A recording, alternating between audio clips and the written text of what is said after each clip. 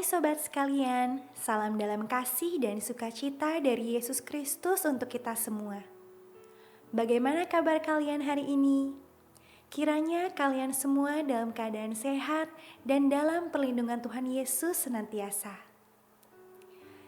Saat kita hidup di tengah dunia yang begitu mengagungkan status, harta, kesuksesan, dan penampilan, begitu mudah membayangkan bahwa Tuhan pasti sedang sibuk di luar sana menolong orang-orang yang jauh lebih berharga di hadapannya dibandingkan memperhatikan orang-orang seperti kita yang bukan siapa-siapa.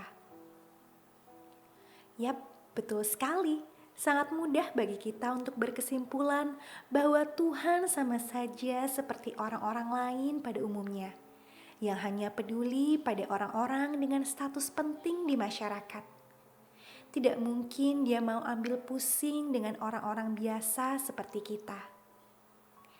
Yuk, mari kita ikuti perjalanan Yesus saat dia diikuti oleh kerumunan orang banyak di salah satu kota yang ia kunjungi. Nah, di antara sekian banyak kerumunan orang yang mengikuti Yesus adalah seorang wanita yang sudah mengalami sakit pendarahan selama 12 tahun. Yang kemungkinan termasuk kalangan yang terbuang atau diasingkan dari masyarakat. Karena pada zaman itu, wanita yang mengalami sakit pendarahan dianggap kotor atau najis.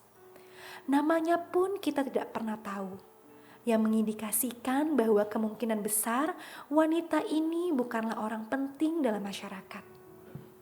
Namun, wanita ini mendengar tentang Yesus yang sanggup menyembuhkan penyakit. Jadi dia pun memberanikan diri untuk melakukan apa yang akan kita baca di ayat berikut ini. Adalah di situ seorang perempuan yang sudah 12 tahun lamanya menderita pendarahan. Ia telah berulang-ulang diobati oleh berbagai tabib, sehingga telah dihabiskannya semua yang ada padanya. Namun sama sekali tidak ada faedahnya. Malah sebaliknya keadaannya makin memburuk. Dia sudah mendengar berita-berita tentang Yesus. Maka di tengah-tengah orang banyak itu, ia mendekati Yesus dari belakang dan menjamah jubahnya. Sebab katanya, asal kujamah saja jubahnya, aku akan sembuh. Seketika itu juga berhentilah pendarahannya, dan ia merasa bahwa badannya sudah sembuh dari penyakitnya. Pada ketika itu juga Yesus mengetahui bahwa ada tenaga yang keluar dari dirinya. Lalu ia berpaling di tengah orang banyak dan bertanya, "Siapa yang menjamah jubahku?" Murid-muridnya menjawab, "Engkau melihat bagaimana orang-orang ini berdesak-desakan dekatmu, dan engkau bertanya, siapa yang menjamah aku?" Lalu ia memandang sekelilingnya untuk melihat siapa yang telah melakukan hal itu. Perempuan itu yang menjadi takut dan gemetar ketika mengetahui apa yang telah terjadi atas dirinya, tampil dan tersungkur di depan Yesus, dan dengan tulus memberitahukan segala sesuatu kepadanya.